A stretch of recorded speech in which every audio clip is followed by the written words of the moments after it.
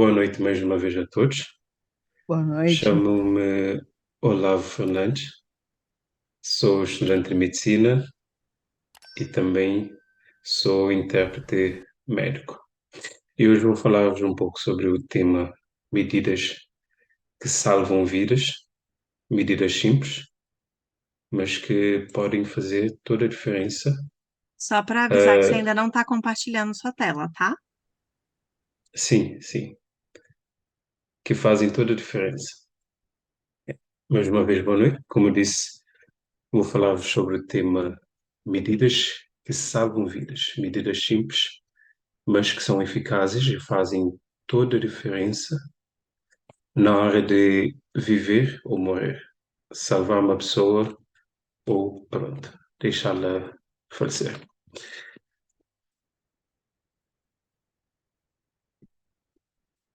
Hoje, as doenças cardiovasculares representam a principal causa de morte no mundo, sendo que a parada cardiorrespiratória representa cerca de 320 mil mortes por ano no Brasil. Por isso, a pertinência do tema hoje em questão. E vamos falar de três pontos em específico. O primeiro, a perda súbita de consciência. Como saber que uma pessoa está com perda súbita de consciência em diferença à paragem cardiorrespiratória. Vamos falar sobre a paragem cardiorrespiratória em si. E, por fim, vamos falar sobre a asfixia por corpo estranho. Antes de proceder, queremos relembrar um pouco sobre o oxigênio, esse esquema. Como muitos pensam que, né, a Amazônia, a floresta amazônica é a principal a produtora de oxigênio, o que muitos de nós pensávamos até há poucos anos atrás, veio a ser descoberto que é o contrário. A Amazônia, as florestas em si, produzem apenas 30% do oxigênio que respiramos. A maior parte do oxigênio que respiramos, ou seja, 70%, algo a mais, algo a menos que isso, vem do fundo do mar, das algas do fundo do mar. E o nosso corpo, através dos pulmões, uh, aproveitamos esse oxigênio que passa para a corrente sanguínea e depois passa para todos os órgãos e tecidos do nosso corpo. Mas uma pergunta que fica é: para que serve o oxigênio? Bom, todos nós sabemos que precisamos de oxigênio para viver. Sabemos que também oxigênio é essencial para a vida, não só de humanos. Mas qual é a função de oxigênio no nosso corpo? Basicamente, as células do nosso corpo usam o oxigênio para produzir energia. Como é que isso é feito?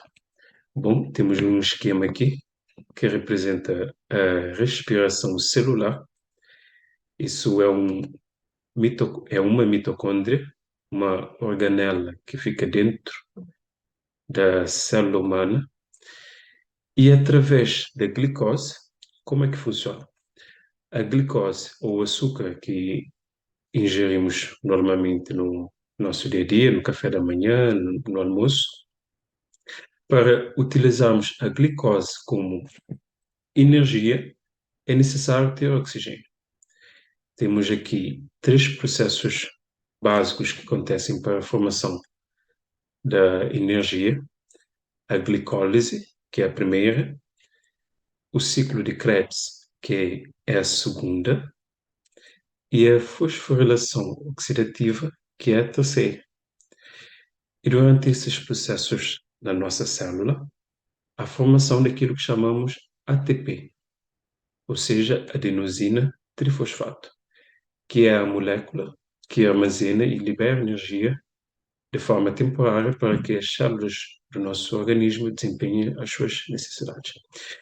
E como podemos ver aqui na imagem, o oxigênio vai atuar na fosforilação oxidativa, que é a etapa que, como podemos ver no quadro, produz mais ATP, ou seja, mais moléculas de energia, podemos assim dizer.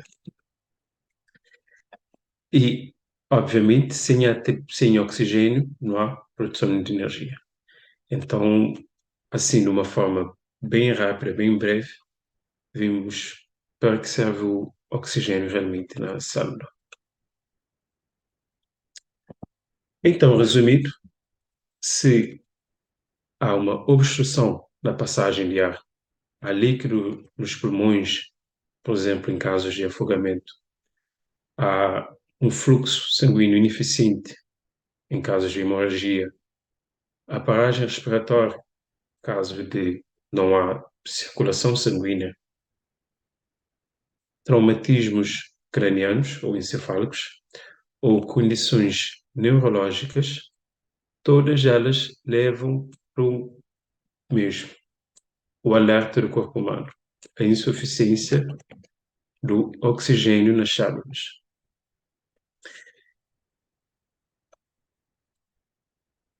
Bom, sabendo agora para que serve o oxigênio, a importância do oxigênio para as células, vamos falar da perda súbita de consciência. A perda súbita de consciência é caracterizada por uma, como o próprio nome diz, perda súbita de consciência, é temporária, dura entre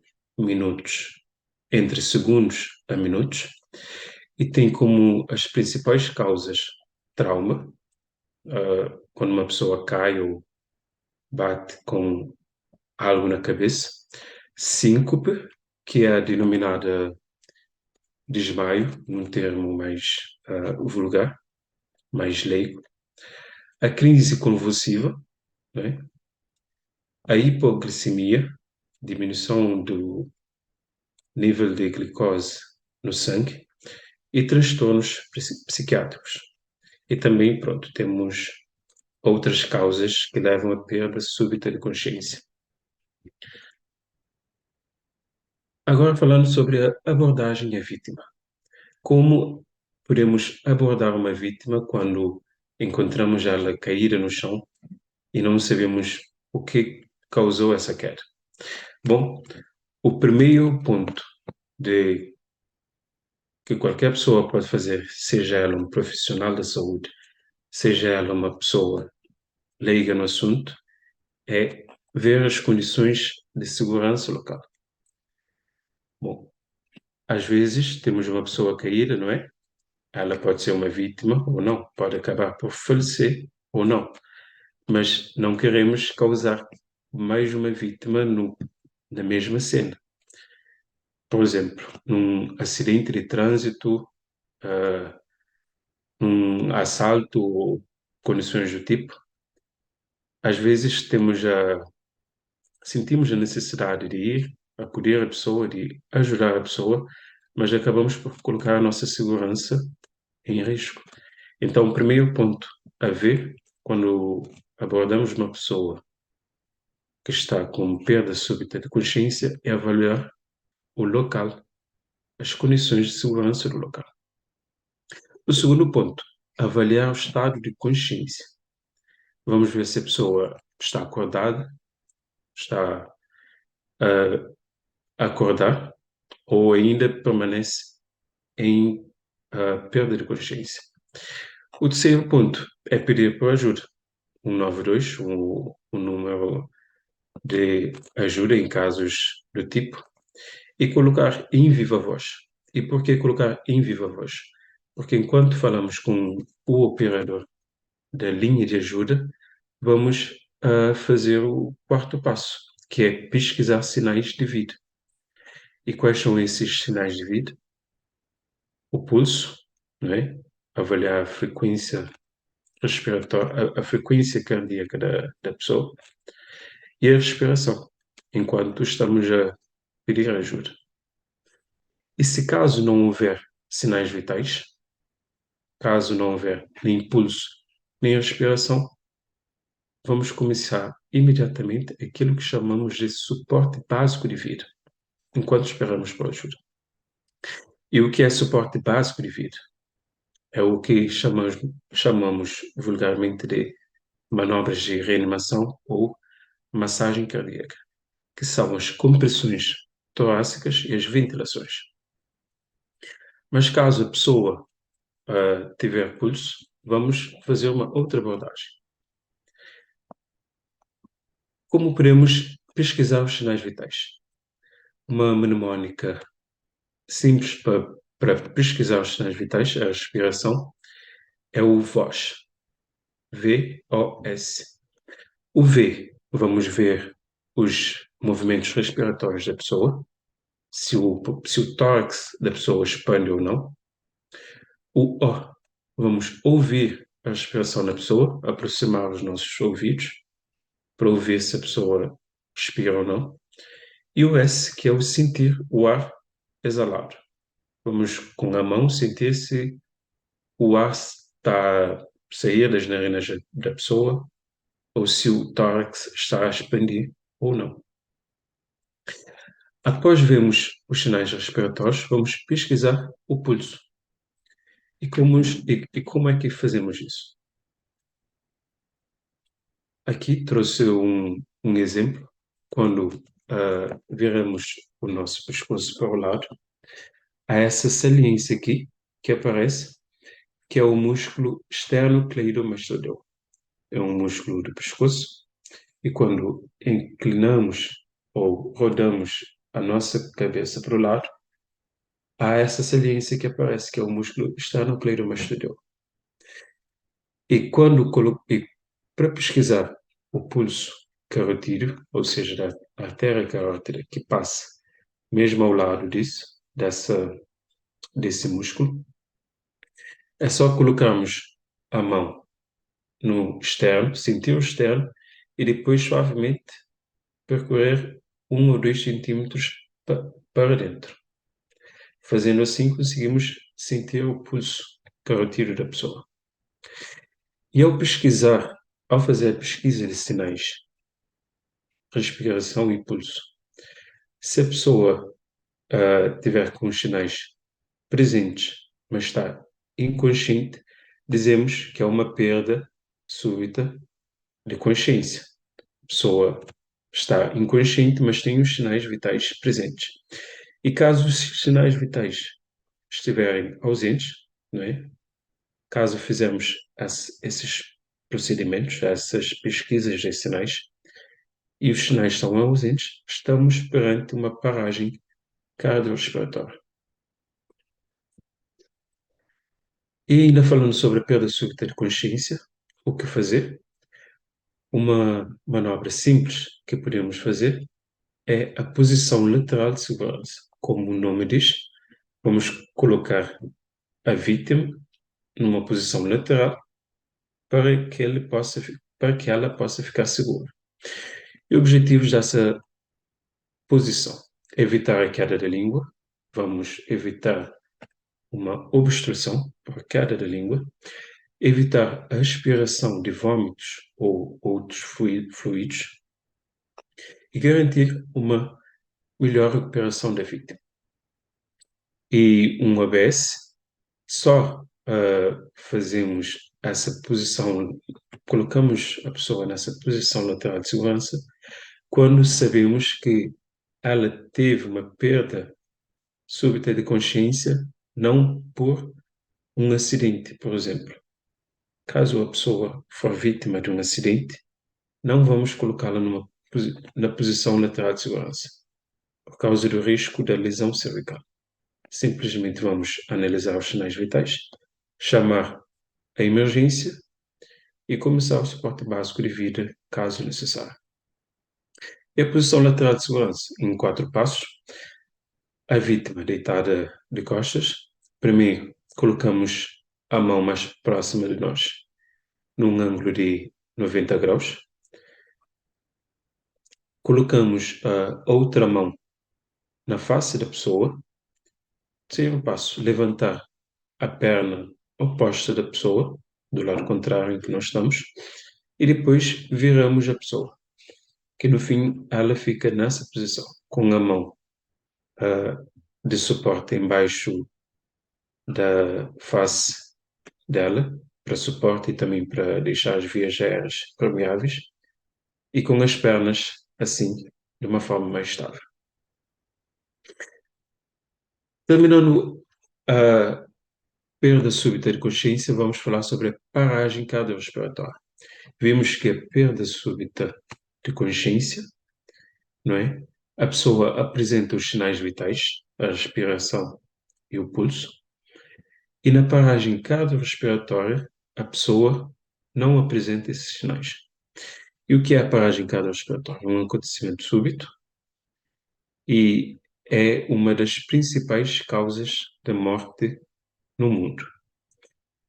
Tendo em conta que o nosso cérebro apenas sobrevive de 4 a 5 minutos sem oxigênio, é essencial começarmos as ditas manobras de reanimação, aquelas que vimos anteriormente, suporte básico de vida.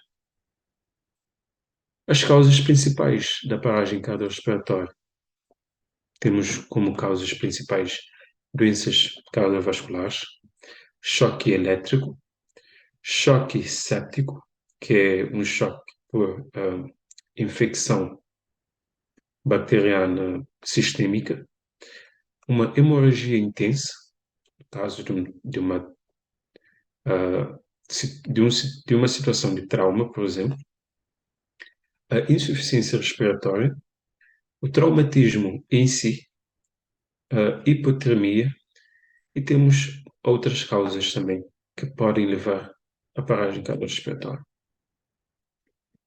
E a abordagem à vítima na paragem cardiorrespiratória é semelhante à da perda súbita de consciência.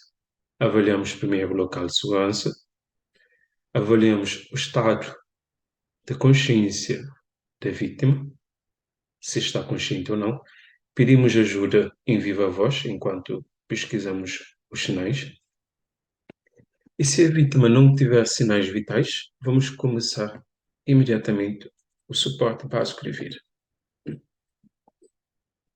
E o que é o suporte básico de vida? A dita RCP, reanimação cardiopulmonar. É um processo em que vamos fazer quando a vítima não apresentar os sinais vitais e é feito em dois processos básicos. O primeiro, a compressão. O segundo, a ventilação.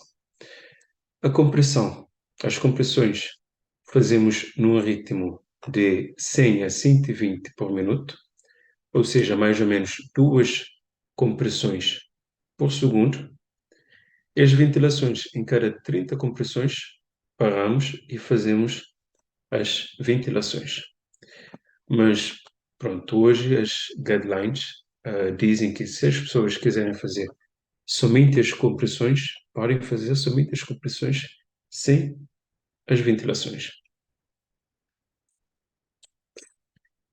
E falando da ventilação, a respiração boca a boca, não é?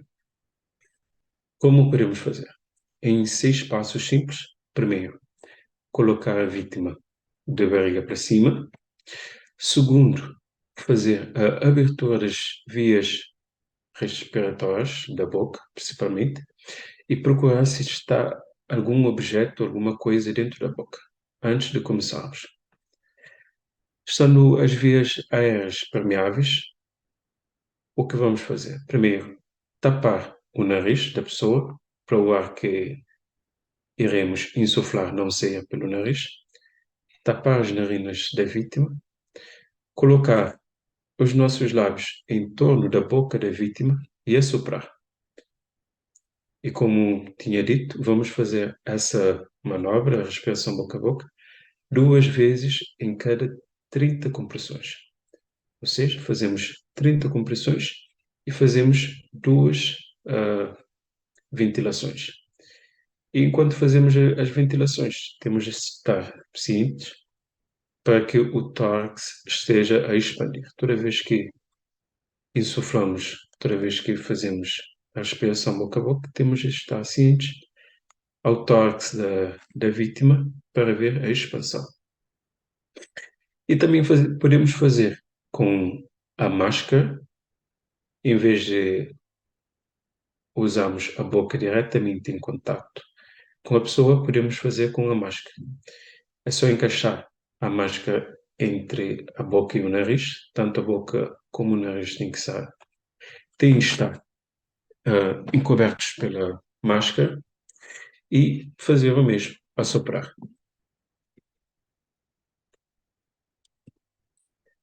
Agora, a RCP propriamente dita. Como fazer? A reanimação cardiopulmonar.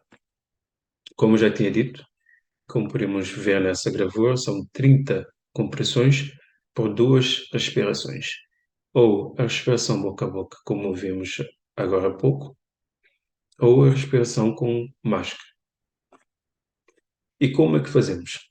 A questão da RCP é uma problemática muito grande, visto que até mesmo profissionais de saúde com muitos anos de experiência fazem isso de uma forma não tão correta como deveria. A primeira coisa a ter em conta é a posição da mão. Como é que vamos posicionar a mão? Não com a mão toda, nem com os dedos não fazem parte disso, apenas com a parte de baixo da mão, que na medicina chamamos de região hipotenar e tenar, essa região. Apenas com essa região da mão é que vamos colocar no centro do tórax da pessoa. Caso não sabemos exatamente a localização, é só tomarmos em referência os mamilos. Mais ou menos no meio dos mamilos, vamos colocar a zona debaixo da mão, com uma mão, e com a outra mão vamos apoiar em cima, mas a outra mão serve para fazer pressões mais fortes e também para levantar os dedos, para que somente essa parte faça as compressões. E pronto, qualquer pessoa pode treinar em casa e ver essa diferença num travesseiro, por exemplo. Coloca a mão por completo no travesseiro e faz compressões, e depois coloca só essa parte e faz compressões, e irá ver que há uma diferença significativa na precisão das compressões. E o posicionamento, que é também algo a ter em conta, a pessoa tem de ficar de joelho e a mão da pessoa tem de ficar num ângulo reto. E a inclinação vai ser mínima. Isso que irá trazer uma melhor compressão para a vítima, irá evitar que a pessoa que está a socorrer a vítima tenha problemas na coluna ou fique cansado rapidamente.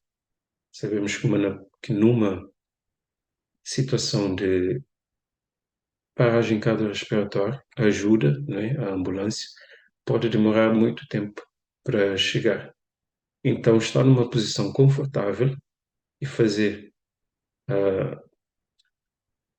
movimentos, ou melhor dizendo, fazer inclinações o mínimo possível nessa posição, vai ajudar tanto a vítima como a pessoa que vai fazer as compressões.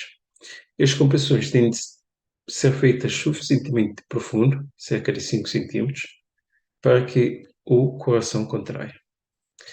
E como nada é melhor do que imagens e vídeos para explicar, não é? Vamos ver um vídeo que vai explicar melhor sobre a RCP. Mas antes, vamos só terminar com RCP em crianças e bebês. Como crianças e bebês, não é? Pessoas em idade pediátrica são diferentes de um adulto, têm o tórax diferente, então o RCP em crianças e bebês também vai ser diferente. Nos latentes ou crianças até 1 ano de vida, as compressões, o RCP, pode ser feita apenas com 2 dedos. Posicionamos no centro do tórax e apenas com 2 dedos vamos fazer as compressões. E as crianças de mais de 1 ano até 8 anos, podemos fazer com apenas uma mão, adaptando-se de acordo com a idade da criança. E atenção, toda vez que vamos fazer uma manobra de reanimação, RCP, temos de ter em conta que devemos fazer num plano duro, por exemplo, no chão. Por quê? Se fazemos um RCP na cama ou num sofá, a mola, não é?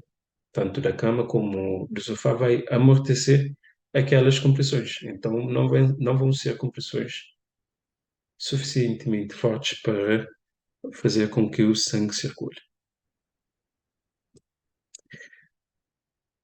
Agora sim, vamos ver um vídeo que com certeza irá explicar melhor sobre a RCP e as diferentes particularidades. Our heart is an amazing organ. It works hard for us every second of every day, delivering blood and oxygen to every cell in our body. But when sudden cardiac arrest strikes, our heart suddenly and unexpectedly stops beating effectively and blood flow stops. Without any intervention, the brain, vital organs, and our heart will begin to die. Beginning CPR is the person's only chance of survival. Brain damage will start to set in within 4 minutes, and after 10 minutes, brain damage becomes irreversible. The power to save a life is truly in your hands. Performing CPR accomplishes 2 critical things. 1, compressions move oxygenated blood to the brain to keep the brain alive.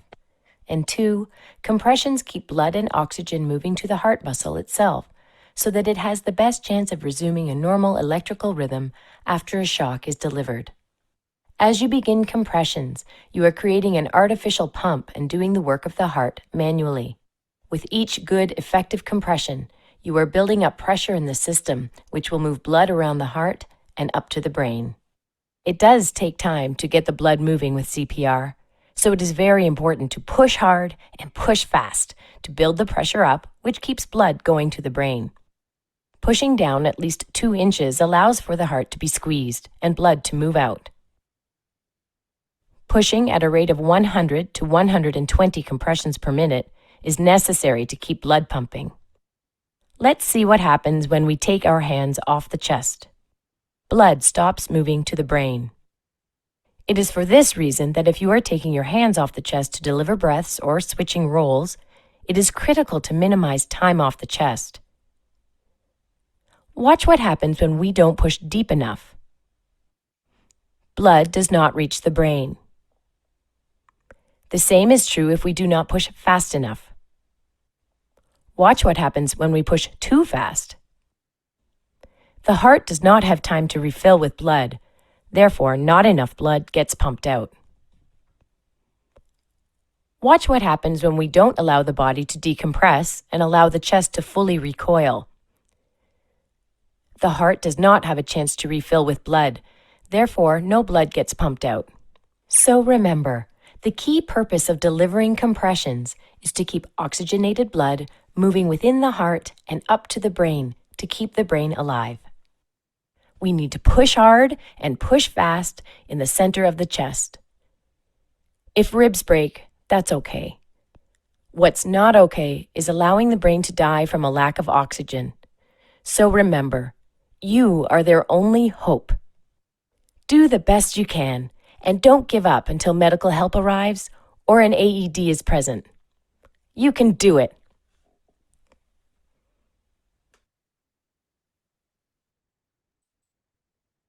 Exatamente. Então, como podemos ver, se não fizermos compressões rápidas o suficiente, o sangue não chega no cérebro.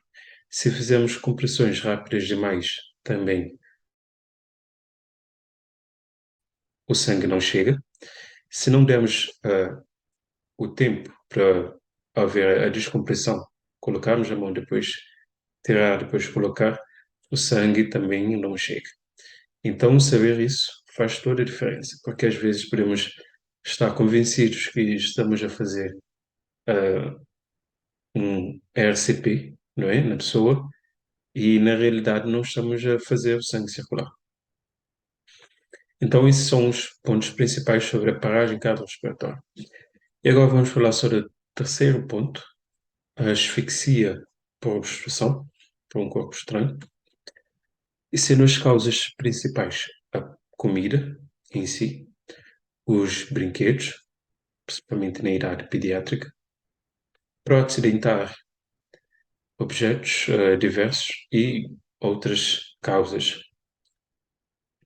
E qual é a classificação da asfixia por obstrução? Temos a obstrução ligeira, em que a vítima está consciente e tem o reflexo de tosse eficaz, e a grave, em que a vítima é incapaz de chorar, vai haver a cianose, ou seja, a vítima vai ficar azul, não é? Por falta de oxigênio.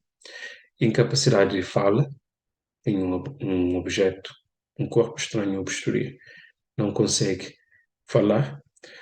Um sinal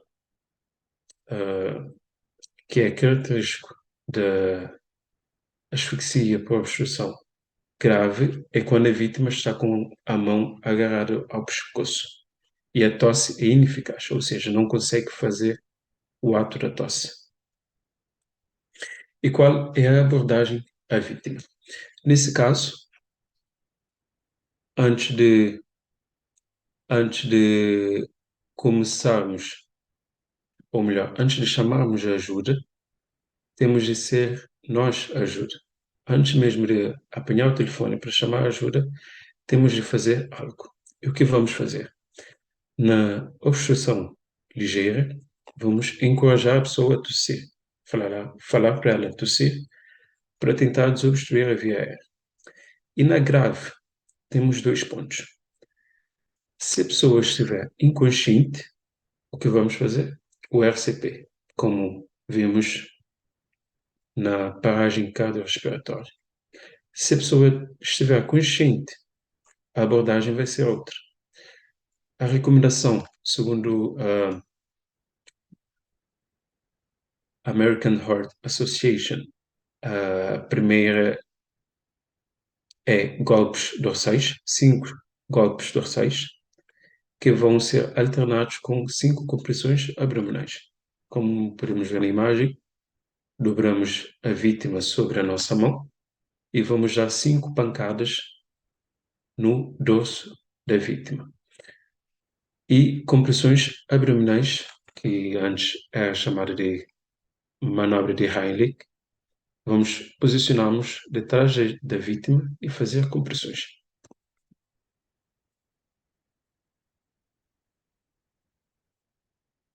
E como é feita essa compressão? Como disse, vamos ficar posicionados atrás da vítima, incliná-la ligeiramente para frente, e a posição da mão é essencial para o sucesso dessa manobra. A mão deve ser posicionada entre o umbigo da pessoa e o tórax, ou seja, entre o osso externo que fica no tórax, nessa região, e vamos colocar o punho fechado, primeiro com uma mão e com a outra mão dar suporte para o punho. E com movimentos fortes e rápidos para cima, vamos fazer essas compressões. Já na abordagem pediátrica, isso é diferente, não é? Em crianças ou latentes, vamos fazer golpes dorsais, colocar a criança ou o bebê apoiado sobre a nossa perna e sobre o nosso antebraço e dar os golpes dorsais alternado com compressões torácicas. Cada vez que fazemos esse ciclo, golpes dorsais e compressões torácicas, vamos ver se a criança já desobstruiu. Se houver choro, provavelmente a criança já desobstruiu. E também nas grávidas e obesos, como a circunferência abdominal já não deixa fazer essas compressões no local normal, vamos fazer mais acima, ou seja, no tórax, e também os golpes dorsais, como vimos nos outros casos. E por fim, relembrando, as doenças cardiovasculares constituem a principal causa de mortalidade no mundo, sendo que a parada cardiorrespiratória representa 320 mil mortes por ano no Brasil. Vamos ter em mente também que o nosso cérebro apenas sobrevive 4 a 5 minutos sem oxigênio. A partir de 5 minutos, os danos no nosso cérebro tornam irreversíveis, até levar à morte. A posição lateral de segurança salva vidas, em caso de perda súbita de consciência. A manobra de Heimlich salva vidas, em caso de obstrução, asfixia. E uma manobra de RCP, reanimação cardiopulmonar de alta qualidade, salva vidas. Aumenta quase 3 vezes a probabilidade de sobrevivência sem sequelas neurológicas. E ter em mente todas essas informações salvam vidas. Obrigado.